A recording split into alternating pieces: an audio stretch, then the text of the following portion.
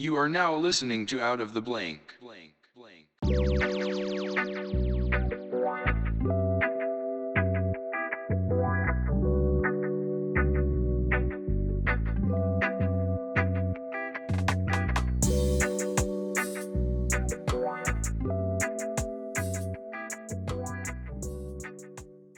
Well, welcome to another episode of Out of the Blank podcast. I'm here with Nick Denison. How's it going?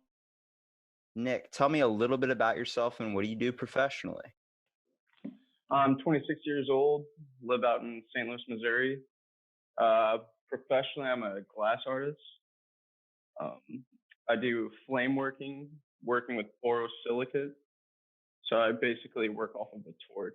I make anything from glass pipes to pendants to marbles, basically anything that I can do with glass. I try to master that craft. How did you get into glass work? Like, is this something I mean, all kids like fire, but where did you get that initial spark? Whenever I was little, my dad worked at the City Museum. It's this like crazy place in St. Louis. It's more like a giant playground rather than a museum. And he worked out there doing the dark room, the photography part. So I'd go to work with them every day, and they had a glass blowing section there, and I'd go there and watch people blow glass all day, every day. And about 3 years ago, I finally decided I think it's something that I'd like to do. So I flew out to Florida and took a 15-week training program at this place called Zen Glass Studio. It's out of St. Petersburg, Florida.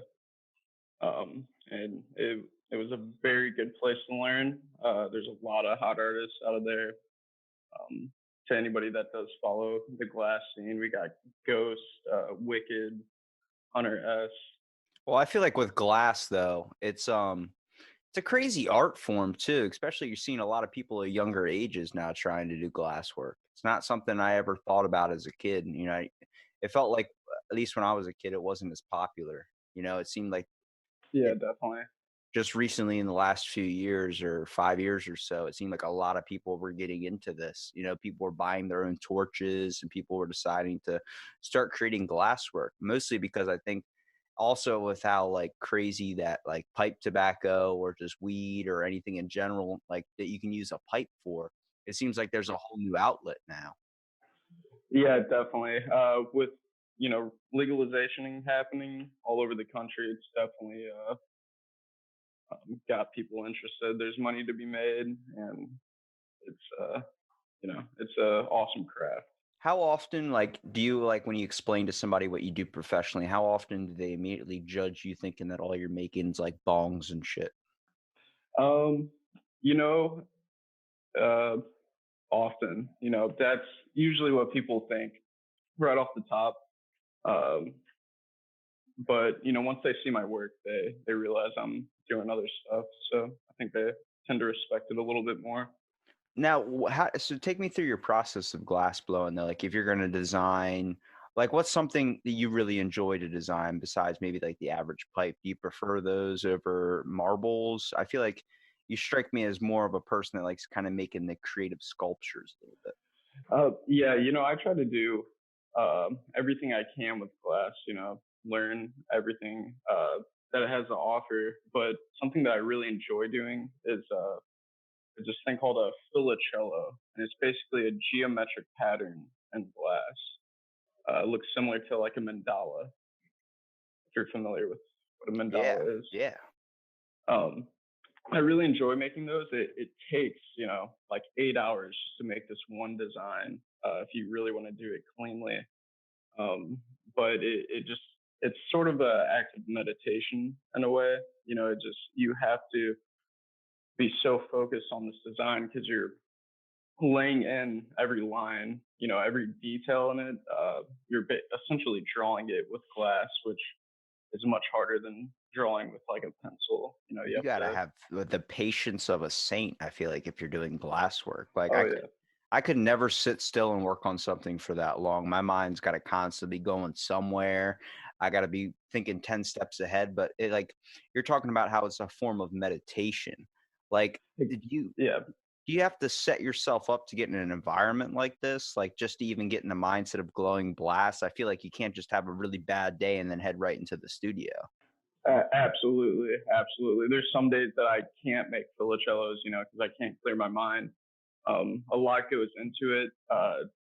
Like even if you want to do the design cleanly, I have to watch what I eat. I have to make sure I drink a lot of water before, get a good night's sleep. I can't drink caffeine. There's some days I even have to focus on my breath, and like similar to how like a sniper will exhale as he like shoots to get a cleaner shot. I have to exhale as I lay these lines because it can often come out wonky. What's one design that have you ever thought of? I feel like you probably get a lot of your ideas like late at night. It seems like that's like the most times when the brain's the most active is like when you want to rest or you want to go to sleep. Seems like that's where all your creative shit would come from. Oh yeah, yeah, definitely. A lot of the inspiration comes from just like Tibetan style mandalas. I think those are beautiful. And if you've seen the Tibetan monks like make mandalas out of sand, they'll spend like 7 days making this. And then at the end of it, they throw it all in a sack and throw it into the river for an act of detachment. Why Tibetan mandalas though? I know you said you like doing mandalas, but like that's so detailed. Like that's very, very specific. Yeah, I don't know. It's something that it's it's a moving meditation that really pushed me in the now, and I just could really relate to that form of art and practice.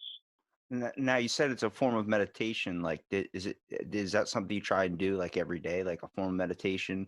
I'm not saying glass blowing, but actual meditation. Oh yeah, yeah. There's days that I'll meditate before I do a piece, just because it clears your mind. You have to be fully aware if you're working on something that's extremely hot. It's not easy to handle. The moment glass gets under 1,000 degrees, and if it's not properly annealed or put to structurally sound, it'll crack, and then there goes 6 hours of work. So you definitely want to be in a good headspace before you want to start any of these projects. I think what kind of does the glass blowing service, I guess, a little bit of a discredit or disservice is the way that like a lot of people consider where the only thing glass comes from. It's like, oh, you're a glass artist. Oh, you can make me a bong. It's like, does anybody even look at how intricate the art is, like to it, like the design behind it, the crafting, and how complicated it actually is? Yeah, it's to from people that aren't in the industry, or that don't smoke. Yeah, they're probably just going to see it as that. But as you're saying, there's a growing market in this and a growing appreciation. So more and more, I'm seeing people that are respecting glass. And Do you craft out most of your designs? I feel like, like in art class, it seemed like a lot of the people that I knew from art class that got into like either glass blowing or doing something like painting or artwork, they had a sketch or design they did out first. They couldn't just pull it from their head. um, you know, yeah, it depends on the piece. There's some days that I'm having creator's block, and I don't really know what I want to do. Maybe a general idea, and you know, sometimes most of my ideas are sparked with maybe like mistakes. Like maybe a shape didn't come out as I wanted it, but I made the best of it and realized like, oh, this is something to work with, or I could do with this now that this happened. Uh, so it's just kind of rolling with the punches with glass. It's not always going to be what you envisioned, but you might get something better out of it. The one time I worked with a torch was an HVAC class, and it was like I always kept thinking like this tank could explode at any second. Like it was hard for me to get like it going, I would say, but once I was in the process of doing so, like the types of shit that you can create, and like especially if you want to talk about a slip up, like if you mess up, it kind of ruins the sculpture. But sometimes you can go with that slip up. Like I designed a palm tree out of copper like tubing and stuff only because I had a mess up. It was supposed to be something completely different. Then a piece melted too Right. hot and bent over, and I was like, "Oh, I could actually do it this way." Then my mind just ran with it. Right. Exactly. Exactly. That's how a lot of pieces go. Actually, I discover a new style. From like as Bob Ross would put it, happy little mistake. Yeah, happy trees, happy trees. Yeah. Exactly. Now, when it comes to making a marble, though, like how do you go? Like, take me through the process of doing that, because I that's one that seems like it's very, very hard to get something so sensitive in a perfectly spherical form. Yeah, keeping it perfectly sphere is, it's not too hard as long as you have the right tools. There's things called marble molds, and what that is basically just a divot and a piece of graphite um, that the marble can sit in, and once you spit it in there, it'll force it into a spherical shape. So as long as you Wait, you don't put it said in there once you spit in there? or spin it, I'm sorry. Oh, I thought you said spit. I was like, hold on, now we're involving a piece of the artist inside. Okay. Yeah. No, no, no. So you spin it really fast in this marble mold, and it'll force it into a spherical shape. Um, what's much harder is trying to implode it, or there's several different ways to do a marble. Um, and they can all be pretty challenging laying in the design and making sure it looks perfect. Like vortex marbles, how they seem to just go on forever. It's a very tricky process to create that illusion. Do you find that you have to do a lot of research to do some of your classwork as well? Like if you're talking about making certain designs and things, like it seems like you have to know a little bit more about stylings and stuff. It's trying to stay on top of it. Absolutely. There's this YouTube channel called Torch Talk, and if I'm looking for inspiration or just want to go over some things, they have a video and a demo for almost everything. Unless if it's new and unheard of, they probably have it on there. Have you ever thought about branching off and trying something a little bit different from what you're used to? I feel like I'd be like Chris Pratt from Guardians of the Galaxy, where he's like, I'm going to start making some weird ass shit. Absolutely. There's days I get bored or just don't have any inspiration, and that's usually when I, just play around and have fun with it. And you usually get good results if there's no pressure. You know. What's one thing you've thought about creating that you haven't really worked up to do yet? Like, is there something that you're kind of planning on? Like, oh shit, like I want to do this so bad. I just need to craft out a day where I can do it. Absolutely. I've actually, for the longest time, been wanting to make a glass staff. Something Like Gandalf the Grey type shit? like Gandalf the Great, exactly, with a nice faceted marble at the top, and possibly even incorporate it into a pipe. Dude, you got to Um, make a pimp cane. yeah, exactly. Yeah, pimp cane. Like yeah, Wow. what I'm picturing is like Jurassic Park with the amber little stone at the top of that old man's cane. Okay. Okay. That's what I'm Yeah, that picturing. that would be sick. Do you But ever yeah, have do you ever have people come and like ask you to make certain pieces of art like for their house or something? yeah, I've done a couple of decorative pieces. Um, normally, it's just like flower sculptures. Some they can put in their flower pots. Some people have trouble keeping plants alive, so I'll make them a glass flower. Something that won't die. You got to make them a glass urn for their flowers if they're not very good at keeping them alive. Exactly. Right. What's one like kind of mess up that you've had that really kind of like you were upset about? Like I feel like when you're working with glass, like you're talking about how sensitive it is and how kind of it is a long process. Like you're spending 6 hours or 8 hours on a certain piece and then something breaks. Like do you end up like trying to fix it that same day, or do you just have to kind of close up shop and come back to it at a different time when you're in a better headspace? Um, it really depends on the crack. Some are repairable. Some you can save. Um, others not so much. Um, Either way, any piece that does crack, I usually save it to either practice on if I am working on an intricate piece, and I'm afraid that it might crack in this area. I'll just use that as welding practice. So I try not to waste anything. Um, you can pretty much. I'm sorry. Where do you try and find your inspiration for? Like you talked about like looking for inspiration or having mind blocks sometimes. I feel like a lot of what happens to do with just trying to get somewhere creative or get into that mindset, a lot of people like to go out into nature and try and expose themselves a little bit more to the world. Yeah, it really depends on the piece. I'll go. I've been meaning to make orchid flowers, so I've been buying a lot of orchid flowers and just looking at them every single day, just trying to study them, get the proportions right for the petals. Um, it, yeah, that helps a lot. I wonder how you try and study to make a Gandalf staff. Like, do you just watch The Lord of the Rings over and over again? No, that's something that I've been thinking about for a while. So I got something in my head already, just because I really want a glass staff for when I walk around at festivals. Yeah, you want to be a pimp. I get it, dude. Yep. Yeah, Put, exactly. put that on the resume, man. Telling you. Yeah. Now, Thank when you, it John. comes to most memorable thing you have ever made, Yeah. I'd say the most memorable thing, it'd probably either be my first Filicello because I just really enjoyed making it, or my most recent piece. I made a alien meditating, but it's also a recycler.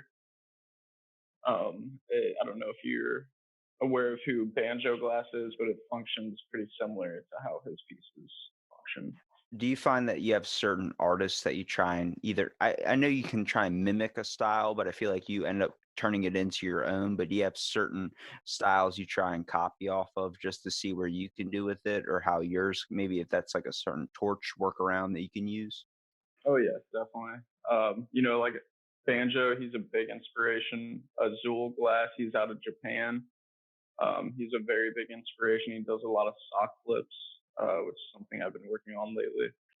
I find that with a lot of creative work, especially like if you want to talk about copying styles or something, you can try and copy the style, but you'd only take pieces and little bits from it because you end up creating it into your own and finding what workaround works for you in the best way. Right, exactly. I usually just try to mimic the process, see how they made this piece. Since they made it successfully, I'll try to break down uh, how I think they went step by step to assemble it, because that is half the battle, is making sure it all, is melted together nicely, will function right. It took me about 2 tries with this alien recycler to really get it to function the way I wanted to. Especially when you make these pendants too, like when you do like designs and mandala effects onto it, like how difficult is it for you to try and get those colors perfectly in place like that? Like they seem like they're very crafted out, but when you're working with glass and a torch, it seems like the slightest mistake and you could mess up the whole thing. Oh yeah, definitely, and especially with geometric designs, it's if you have like just a little off center, or off kilter, it is exaggerated whenever it's flipped out into the pendant. Yeah, it's like when you're playing Minecraft and you make a house that's like 3 by 5 and you realize, oh shit, this house is not symmetrical. Nothing adds up. I can only fit this much on this side and that much on the other. Exactly. So it takes, it probably takes me 20 minutes just to get the spacing right for these pendants that I'm making. Have you ever thought about opening up your own glass shop, or is this more like a small town type thing you're thinking about doing? I feel like you could branch off and sell these more like art designs in a way. I feel like with glass blowing, it's even though it's a big kind of source right now and like the time we're at where it comes to pipes and types of smoking thing, just with how legal it's all becoming, but also the fact that like art like through glass work is something that is getting, I guess, relooked at in a way. Oh yeah, definitely. Yeah, one day I will open up my own glass studio, possibly in my hometown. We'll see. Um, But for now, I'm just working out of studio Emporium Smoke Shop. It's out in St. Louis off Delmar Loop. And I also have my own little studio at my house. I just converted a storage container like that be on the back of a train. Um, and I converted that into a glass studio, and it was pretty inexpensive. Yeah, you see with glasswork, I'm just like I'm so boggled by all the many designs that are out there. It seems like it's one of those processes that are like new information is getting put out all the time. There's so much of it out there that you're never going to be able to learn it all. Yeah, all the time. I feel like I learn something new every single day that I'm in the studio. Especially with making mistakes and whatnot. Because I constantly, every time I'm in the studio, I want to try to push myself and make something different. Because I don't like repeating, the monotonous, repetitive work. I'd rather make something new, never seen before. Yeah, it makes it also hard to make it like a commission or something that someone pays you for because you're like, if I can't get into it, then I'm not going to enjoy it. It just feels like it's like a task or a job. Exactly. I do not like commission work. I have a lot of people asking me for customs, and it does not flow the way I want it to. Now, when it comes to injuries, I mean, you're dealing with a torch, so I feel like there's got to be you've had to had one that was really, really painful. Like, how many times do you probably get burnt? I burn myself every day, but it's weird. After doing it every day for 3 years, I do not burn the same. I've realized um, it's crazy. Like a burn that when I first started, that would probably get me off the torch for 2 weeks in recovery. By the end of the day, it's gone. It's pretty crazy. I think it's because now, like, you understand how, I guess, yeah, it's pain, but at the same time, you enjoy doing it so much. I feel like a lot of people that go surfing, a lot of people that go and do something that has like an injury risk to it, it's like it doesn't matter because the enjoyment that you're getting out of it is way more beneficial than just being afraid of it. Yeah, yeah, I think that's definitely a part of it. There's less fear uh, going into it, so it's probably not as bad as you really think it is.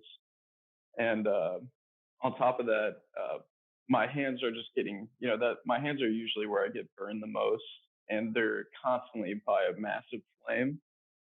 So I think they've almost like calloused in a way that they're not burning, they're not blistering as bad. You said something interesting before, though. You said something about like what you eat goes into what like your blowing kind of process or mindset that you get into. What do you mean by that? Like if you eat like really greasy food, you're just gonna feel bad the whole time you're making glass work. Yeah, exactly. If you're, bloated and tired, or, sometimes your hands will shake if you've had like too much sugar or something really fattening. If you don't feel well, your hands are going to shake. It's going to be hard to get centered and clear your mind. That's why I eat very light, something very healthy, something that makes me feel good. Especially if you drink like a lot of drinks too, you got to keep getting up every 5 minutes to take a piss while you're trying to make a piece. Exactly, exactly. I gotta watch the water intake. Definitely no caffeine. Do you feel like you would want to travel and try and get a little bit more of like actual first encounter with some of these types of art that you like to make, like mandalas and stuff? I feel like if you go somewhere that is like this kind of art form is like its primary source, you would get a lot more, I guess, a better way of creating your own pieces as well. Yeah, definitely. I plan on doing a lot of traveling in 2020. Um, I'd say in terms of what you're talking about, I would love to go to India, or uh, China. Any place that has these crazy, beautiful designs engraved in their culture. Do you think, like, with the way glassblowing is kind of becoming, do you think that eventually it's going to be part of our culture? It doesn't seem like it is impacted America as much as other cultures have. Like, China, India, they have sacred stuff when it comes to glass. When it comes to anything that comes to art, it seems like there's a more, I guess, tribal or cultural thing about it. Their art forms are insane too. Like we bring a lot of that stuff over here, and we have like we'll sell an Obey T-shirt with an elephant on the front with all these crazy designs on it, and that's just something you would see in a common place in India. Right, right. Yeah, the Ganesha. Um, yeah, I think it will be engraved into our culture. I think it is right now. You know, it's becoming more and more popular, especially East and West Coast. You know, it's the glass scene's very big out there. Do you think the big introduction to it is just the idea, like we're at the small steps right now where like people are just using it to make pipes and things to blow out of? Because I feel like, like when you're smoking out of something, this art form right in front of your face, whether you're getting high from it or not, it's like you start looking at it a little bit more like, does anybody notice the awesome designs and the amount of time this had to be put in to make this? Um, yeah, definitely. I think people more and more. Well, you got to think artists are starting to push themselves more and more each day. They're creating some crazy designs. Um, but not only is it a pipe, it's also a beautiful work How often do you of art. push yourself? Every day, every day. I got to, or else, I just kind of get bored. Well, how do you push yourself? I do something that I've never tried before, or something that I might feel that I'd fail at. That maybe just right off the bat, I don't think I could handle it. What types of things do you think you can't handle? Because I mean, when you're creative, and I know there's a lot of things that's really kind of hard, but like you do some of the hardest stuff for a lot of glass blowers, which is creating things that are symmetrical, things that have a design quality to it, that you really have to have everything kind of the same, not really just like, oh, this just messed up, but I got a cool color out of it. Um, sorry. Yeah, so something that I feel that I could definitely use some improvement is like getting weld down and building like very intricate pieces. Because when you're trying to shape like tubing, something hollow, it can be very challenging to maintain uh, wall thickness and replicating the shape exactly for other parts so it looks um, unison and not off kilter. But like for example, with this alien recycler that I recently made, that was probably the most challenging piece that I've ever done. I ran into some trouble, but I was able to get it done without any cracks. And, I was pretty satisfied about that. I feel like if I was going to create something that probably the most difficult for me with glass work, it would have to be something that required very intricate, I guess, intricate design to it. It just seems like when it comes to art, I always find with my at least kind of drive for creativity is just from like the inspiration, like, oh shit, I did not mean to do that. And it just comes out of it. Like when you look into a piece, like I'll go to a glass shop or something, I'll just walk around. Not that I'm going to smoke or anything out of it. I just like looking at the designs that people come up with.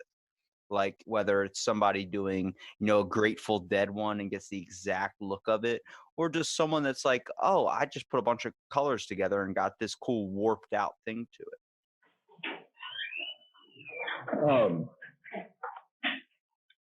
yeah, so with intricacy, it can vary.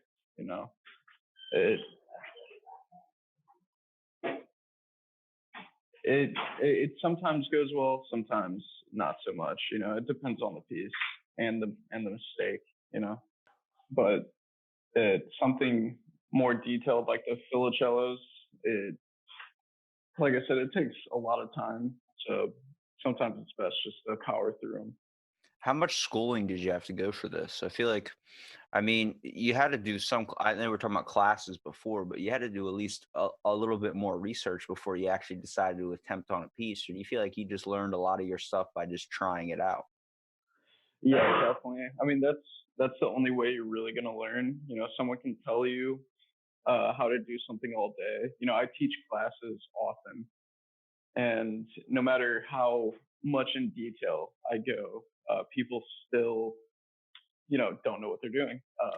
What do you find are the biggest mistakes for people are like when you're teaching a class? Like, I feel like you have to kind of be a very patient person, especially like, I mean, obviously you get it from glasswork, but especially trying to teach somebody how to do it. It seems like this is something people will get frustrated with pretty easily. Oh yeah, people want to walk away from whatever they're making all the time, and you really got to push them to finish. It can be challenging, but the biggest mistake they make would be keeping it spinning, keeping it centered. Because if it's hot and you don't keep it spinning and keeping it centered, it's just gonna go all over the place and just get harder and harder to control. How often do you have people to just give up? Like, how hard is it for you to push them to get back into it? Oh, it's hard. It's hard. Almost everybody that wants to go on the torch the first time, they find it very intimidating. And just to finish the piece, I really got to push them. Sometimes even force them. Like, no, no, no, you're finishing this piece. I'm not going to let you walk away. Plus, they paid money, and I want them to, get their money's worth out of it. Do you like what's the audience that you're usually teaching? Are you teaching younger kids? Are you teaching older people to learn how to do it? It's a mix. Uh, I get some kids that really want to get into glass blowing, make pipes and be a part of the scene.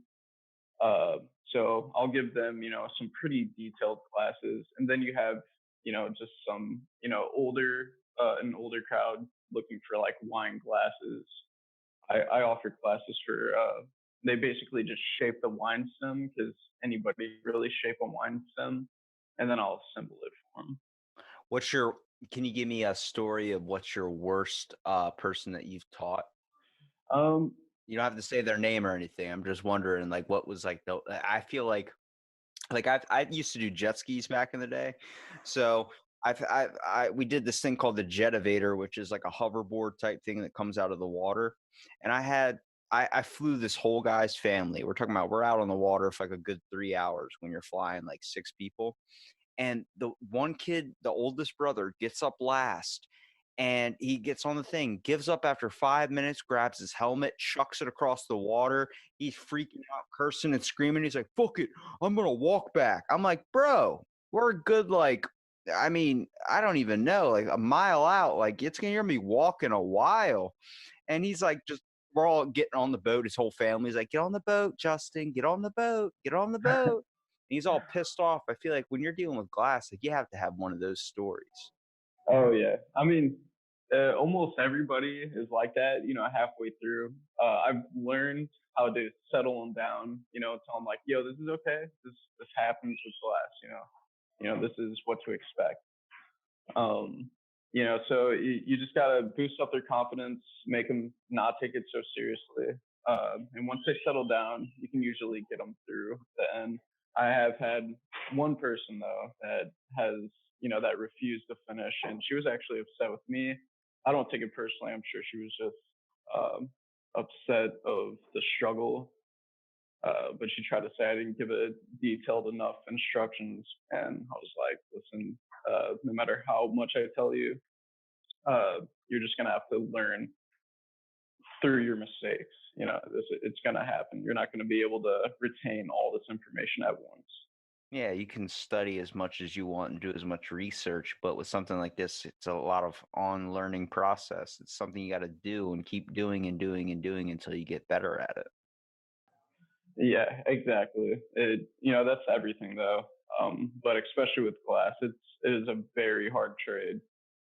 Have you had There's any a of your people that you've taught, your students, have you ever had any of them come back and give you a piece of their own or show you what they've created?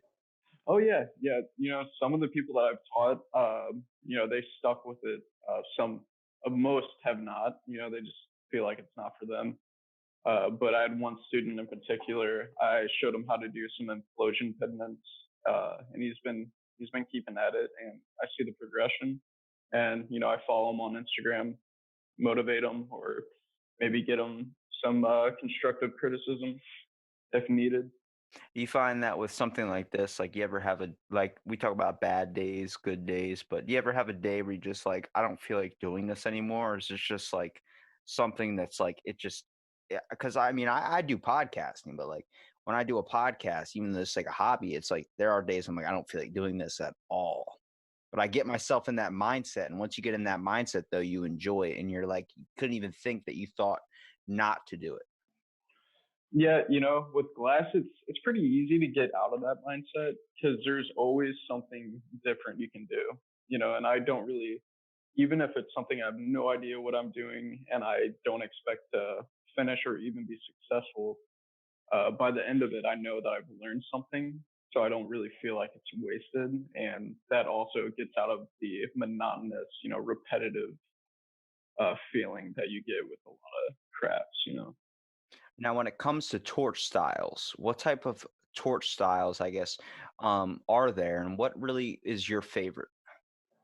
Um, I really Filicellos, uh, these geometric designs, like I said, that's probably my favorite. I just, people when they first look at it, they don't really see the intensity and how impressive it is to make these things. In fact, a lot of people just think it's paint, and I have to like explain to them like, no, this is 100% glass. Um, but I'd say, yeah, geometric designs or I don't know. I've been making marbles recently, and I really enjoy making those. Well, take me through your process of making a marble, because like for me, I have no idea. I just know I used to collect a bag of those things, and one of them was a Pokemon style one, which is pretty dope. I'm not gonna lie.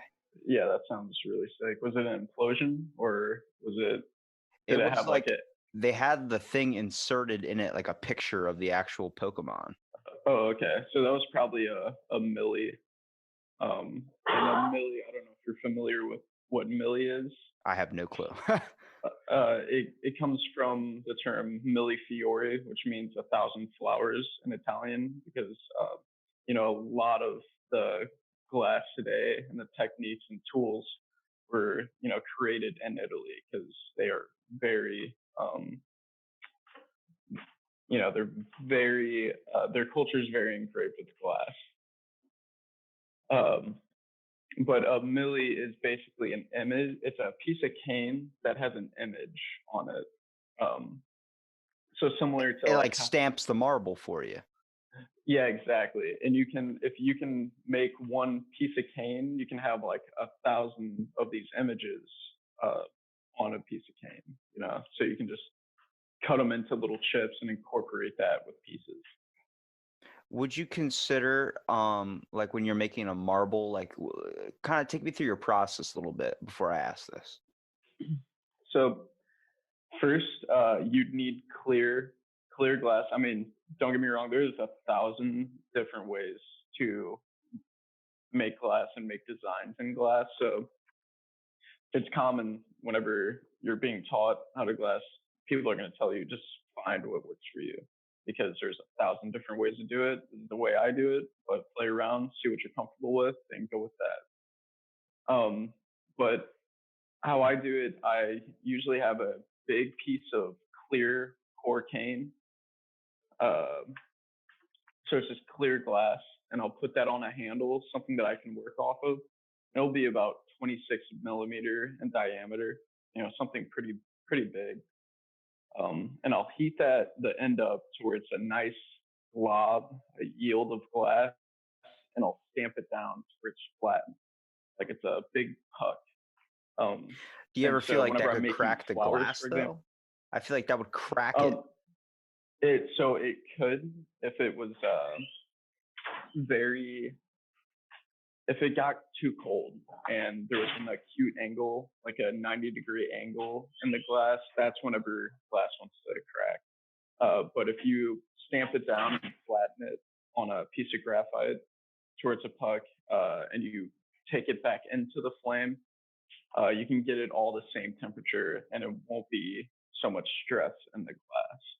So when it comes to making a marble design, do you find that you like kind of the basic simple imagery to it, or do you like more of like going very, very detailed and trying to crafting out more of an intricate design, like with a mandala or something? I feel like with a Um, lot of marbles that you see, you come across ones that have a swirly kind of flower inside to it rather than going to something that is so symmetrical. um, yeah. So I've been working on flower implosions, like what you're talking about. But then I like to, mix different designs with that and incorporate it all together so it looks, crazy. There's this method called a dot stack, and it's basic, it's exactly as it sounds. You just stack dots on top of them. You just slowly melt in these dots, and they create similar to a mandala, but it's all dots. You whenever you tell another glass blower or something and you start kind of explaining your process and everything, do they ever kind of look at you differently because you're doing something a little bit different probably from their speed? Um, I mean, not really, because most artists realize that uh, you know there's a thousand different ways to do something in glass. You can, if you found something that works for you, great. I mean, sometimes they might feel they have a method that could be a little bit quicker or more efficient. Um, but it's really up to the person. I feel like I know some people that always talk about like, oh, that's a lazy glass artist because all he does is simple stuff like that. I'm like, is it lazy to be creative? Sometimes being creative and lazy gets you some of the most inspiring art as well. Yeah, it doesn't always have to be so intricate, or, if people like it and you like it and you enjoy it, then I don't really see what the problem is. It's not a competition by any means. It's just people trying to enjoy themselves, creating something beautiful. I don't see anything wrong with that. Yeah, it's where you find the two forms like pipes and then actual art meet is when you look at pendants. Like people start wearing those around their neck just because of the basic creation to it. I mean, they're literally carrying art around them and showing it off. It's that idea. Like, how fulfilling does it have to be for you when you make a pendant and you get to see someone wearing it? It's very fulfilling. Actually, I am extremely humbled that people do want to wear my art, and especially if they truly appreciate it, especially with these filacellos, something that took 8 hours to make. Um, Not every, like I said, some people look at it and just think it's a painted design. They don't understand, how much time and effort went into making this design. And Yeah, for those that, sweat and tears too, man. Good oh God. yeah, oh yeah, especially the sweat, because it gets very hot on my torch. My flame ranges at like 6,000 degrees when it's really raging, and there's times that I'll be just drenched in sweat, very tired. Yeah, it's a challenging process, and to anybody that does purchase my work, I am extremely flattered I feel and like appreciative. most of the inspirational stuff I can think of to do with glass, especially when it comes to a pendant. Have you ever thought about designing a pendant that's like the shell of a turtle and then just kind of having the pieces flare off like they're wearing a little sea turtle around their neck? Oh yeah, I've actually made a couple of pieces like that. I haven't posted on my page. There was a time where I really wasn't posting anything because I was just experimenting. Do you find that you need to take a little bit of silence sometimes from just social media, just kind of step back and get in touch with the glass blowing in general, to kind of get in touch with your roots and clear your head a little bit? Exactly. That's honestly what I've been doing for the past 3 years, and I'm just now starting to focus on social media and build a following. Now that I, know what I want to make and where I want to be and what I want to do, we start focusing on getting my work out there and building a name for myself. How long did it take? It really took you 3 years to figure out what you wanted to do with it. Um,